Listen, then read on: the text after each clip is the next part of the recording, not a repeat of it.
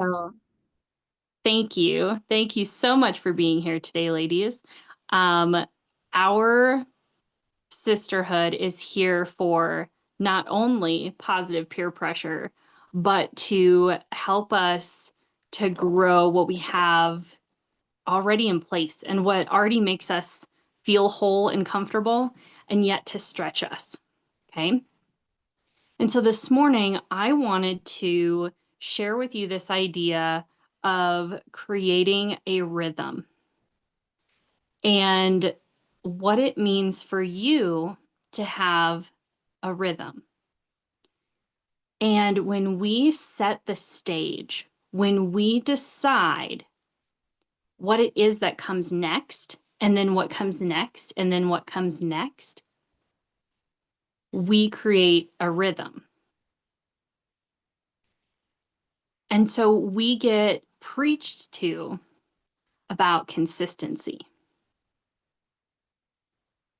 But rhythm is where it's at. Rhythm is essentially allowing us to stack the deck.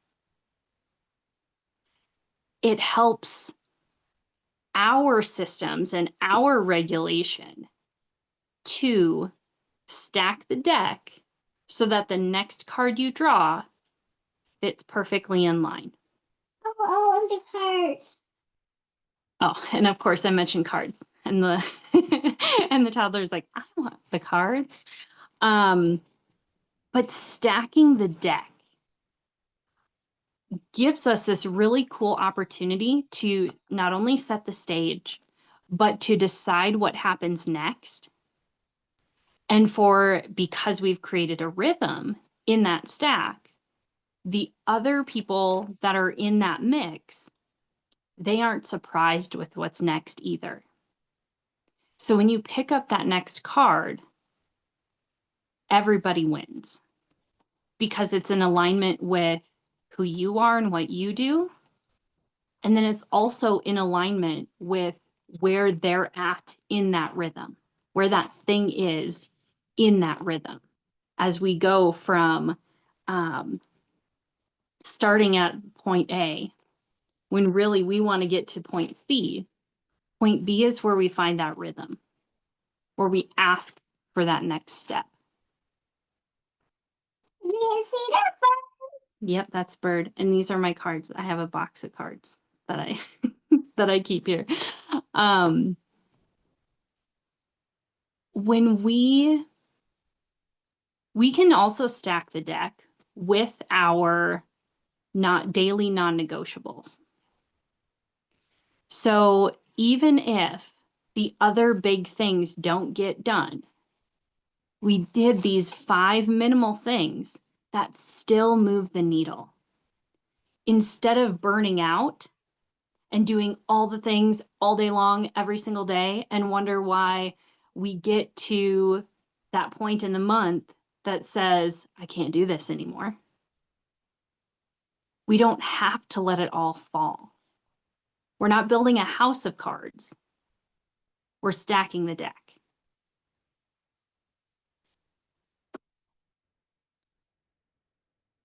And so I'm going to go back to this daily non-negotiables. So if we have these 5 or 6 things that we do every single day, it moves the needle in all areas of life. Then when we have an off day, these things can be gotten through without a ton of resistance. And then when we have a really good day, we plow through the non-negotiables and we get the big project done, or we get that big yes, we make that big phone call, whatever those things are. Okay. No, I will play with the cards. So an example of, and I've shared this in other trainings, an example of a daily non-negotiables list is something like, okay, they're right there. Starting with health. How much water are you going to drink every single day? Rainbow in the That can be a daily non-negotiable.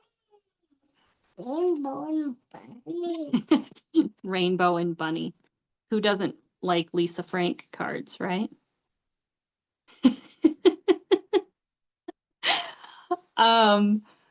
We can talk about my card collection another day.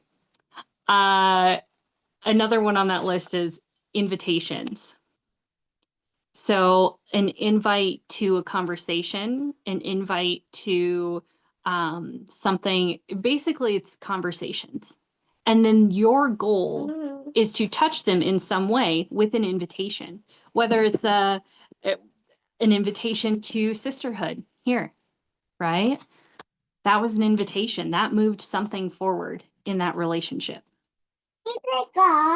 An invitation to this thing that's coming up, whether you're hosting it or not.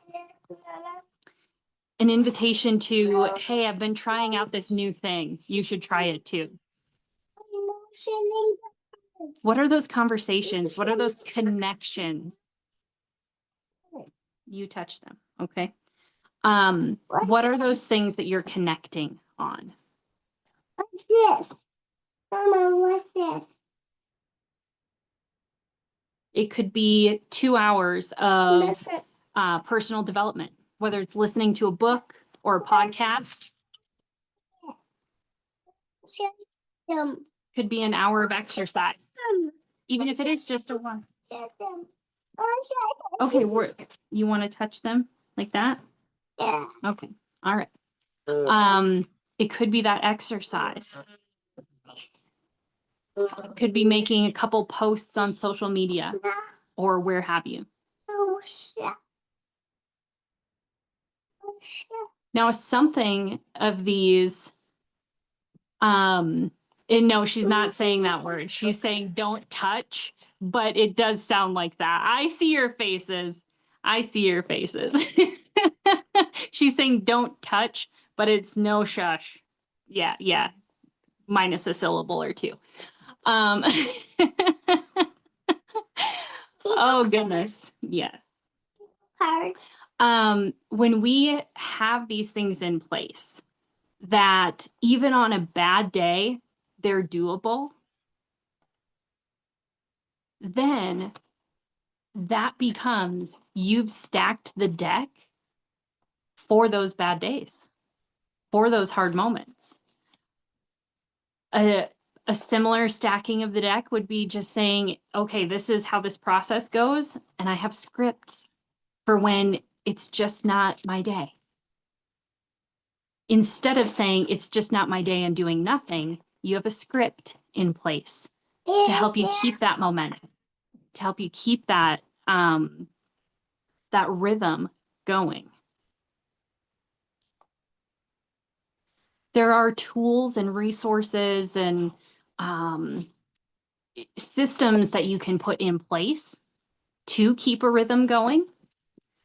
I use Publer for posting social media, or at least batching it so it's there and ready when I am, depending on the platform that it's posting to. I use send out cards to make a card and send a card and be done with that task, right? Instead of having to go to the store or make an excuse not to. Having those things in place to where that action gets done, that's huge. That's where momentum really finds its glide, right? And I'm curious. Little cards. She thinks they're cute. I'm curious. We'll go into our discussion now. So I'm curious what we as individuals, like what you're getting out of this that you can put in place to make a momentum shift, to create that rhythm that you're looking for, Right. to kick consistency and the word itself out the door and just say, okay, how am I going to stack this deck so that I can do this every day? But you don't have to, because the deck is stacked. So every time you draw, things are good, right? Like the good things come out. So I'm curious, what can you put in place right now? What's something that you might take from this and go do and take action on? So with that, I'll end our recording and we will have our discussion.